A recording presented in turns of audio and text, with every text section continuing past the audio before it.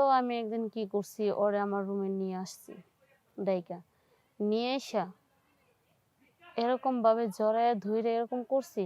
ওর পরে ওর বউ, আমার শাশুড়ি সবাই দেখছে। দেখা বলতেছে কি যে এটা কি। পরে মানে আমি তো কি আর বলবো, চুপ করে দাঁড়ায় আছি। তো পরে আমার স্বামীর কাছে ফোন দিল, দিয়ে বললো কি হলো, এরকম এরকম কেন?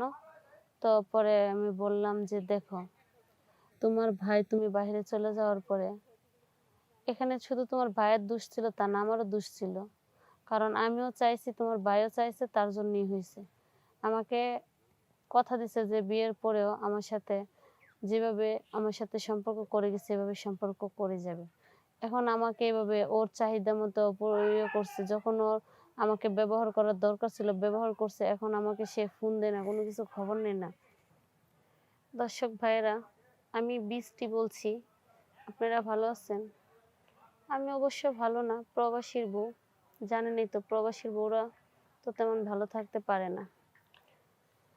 তো আমার স্বামী বিয়ে করে 3 মাস পরে বাইরে চলে গেল। আমার যত যৌবনের জ্বালা আছে কোনোটাই মিটায় যাইতে পারে না। এই নিয়ে আমি খুব টেনশনে আছি। আমার স্বামী চলে যাওয়ার পরে আমি নিজেকে নিজে যতই বুঝাই, মন তো আর বুঝে না। তখন আমার একটা দেবর আছে বাড়িতে। আমি আমার দেবরের প্রতি মানে খারাপ দৃষ্টিতে দেখি। তো বুঝেনি তো, বিয়ের 3 মাস পরে যদি বাইরে স্বামী চলে যায়, একটা বউয়ের অবস্থা কিরকম হইতে পারে। তো আমি আমার দেবরকে যখন মানে খারাপ দৃষ্টিতে তাকাই, ওর প্রতি আমি আকর্ষণ দিই, তো আমার দেবরও মানে কিছুটা আমাকে লাভ করে। তো মানে ও তো ভয় পায়, যতই হোক ওর বড় ভাই বোন আমি, ও তো আর মুখ খুলে কিছু বলতে পারে না। মানে ও চাইতেছে কি আমার মুখ থেকে ওরে বইলে আমার কাছে নিয়ে আসি। তো আমি চিন্তা করলাম যে ও যেহেতু বলতেছে না, আমি বলি, বইলে আমার কাছে নিয়ে আসি। ও খুশি হইলো, আমিও খুশি থাকলাম, আমার যৌবন জ্বালাও মিটলো, আমার মনে যে কষ্টটা এটা দূর হইলো। এভাবে আমি আমার দেবরের সাথে শারীরিকভাবে সম্পর্কে জড়ায় যাই। এভাবে জড়াইতে জড়াইতে অনেক দিন হয়ে গেল। তো বিদেশ থেকে আমার স্বামী ফোন দিল, দিয়ে বলতেছে কি যে ওর বিয়ের জন্য পাত্রী খুঁজো, আমাকে বলতেছে। তো আমাকে যখন বলে আমি বলি যে না, ও এখনো ছোট আছে, ওর এখন বিয়ে শাদী করানো যাবে না, তুমি বাইরে থেকে আসবা, আসার পরে বিয়ে শাদী। তো মানে আমাকে বলে, পরে বলতেছে যে মার কাছে দাও। তো আমার শাশুড়ির কাছে ফোন দিলাম, আমার শাশুড়িরা বলে। তারপর আমার শাশুড়ি বলতেছে যে আচ্ছা দেখে ও কি বলে। তারপর আমি আমার দেবরকে মানে আড়ালে বুঝাইছি যে তুমি এখন বিয়ে শাদী করার দরকার নাই, তুমি এখন এভাবে, আমি তো আছি, তোমার এখন বিয়ে শাদী করার দরকার কি, তুমিও মজা নিতে থাকো আমিও মজা নিতে থাকি, তোমার ভাই আসলে পরে তুমি বিয়ে করবা। তো এভাবে বুঝাই, ওরে কয়েকদিন বুঝাই রাখতে পারি। পরে ও বলতেছে যে না ভাবি, আমিও বিয়ে করব, সমস্যা কি, বউকে দেবো বউয়ের ভালোবাসা, তোমাকে দেবো তোমার ভালোবাসা। তো পরে চিন্তা করলাম ঠিক আছে, কারণ যদি বিয়ে না করে আবার মানুষে কি ভাবতে পারে না, যদি আমি বেশি বাড়াবাড়ি করি তাহলে বলবে কি যে ভাই বউয়ের সাথে সম্পর্ক আছে, তাহলে তো এটা মনে করেন আমার ফ্যামিলির চোখে পড়ে যাবে। তো মনে করেন মেয়ে দেখে বিয়ে শাদী করাইলাম। বিয়ে শাদী করানোর পরে ও একদমই আমাকে পাত্তা দেয় না। যে আমি যে ওর শুধু বড় ভাই বউ তা না, ওর সাথে যে আমার ভালো একটা শারীরিক সম্পর্ক আছে সেটা সে ভুলে গেছে ওর বউ পায়ে। তো আমার এদিকে স্বামী নাই, ওর বউ নিয়ে মনে করেন এরকম এরকম ভাবে চলে, এটা তো দেখে আমার খুব জ্বলে।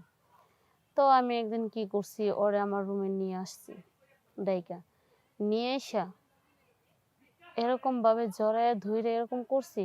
ওর পরে ওর বউ, আমার শাশুড়ি সবাই দেখছে।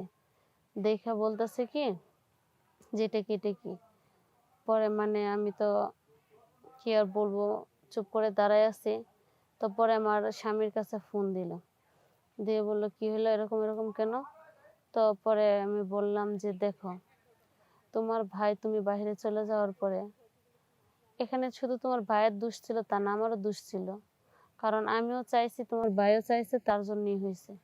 আমাকে কথা দিছে যে বিয়ের পরেও আমার সাথে যেভাবে আমার সাথে সম্পর্ক করে গেছে এভাবে সম্পর্ক করে যাবে।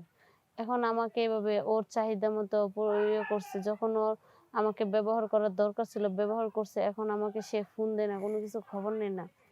তাহলে সেই জিনিসটা আমার কেমন লাগতে পারে? আমি কি একটা মেয়ে হয়ে এটা কি সহ্য করব?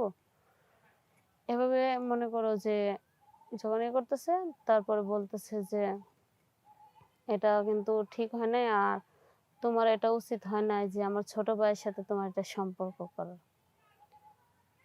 তো পরে যে সবাইরে সবকিছু বুঝায়া-টুজায়া যে ঠিক আছে যেটাই হইছে না হইছে বাদ দিয়ে দাও। এখানে দুজনেরই ভুল ছিল। দুজনে এখন বুঝতে পারছে। এগুলো আর এখন ইয়ে করার দরকার নাই। আর কোনো সময় কোনো কারোর দিকে নজর দিবা না। পরে আমি বলছি যে, "ঠিক আছে তুমি চইলা আসো। আমাদের এত টাকা-পয়সা ইনকামের দরকার নাই। তুমি দেশে থেকে একটা ব্যবসা-বাণিজ্য করবা। আমার সাথে থাকবা। আমরা এভাবে দিনকাল আমরা কম খাবো। আমাদের মাছ-মাংস খেতে হবে না। আমরা শুটকির ভর্তা দিয়ে ভাত খাবো। কিন্তু আমরা একসাথে থাকবো।" এভাবে আমার স্বামীকে বলছি। আমার স্বামীর কাছে আমি অনেক মাপও চাইছি। পরে আমার স্বামী দেশে চলে আসছে। আসার পরে আমার দেবর এখন সুন্দর সংসার করতেছে। আমরাও এখন আমার স্বামীকে নিয়ে ভালো সুন্দর সুখে শান্তিতে সংসার করতেছি। আমাদের পুরা ফ্যামিলি এখন সুখ শান্তিতে আছে। আপনারা দোয়া রাখবেন, ভালো থাকবেন।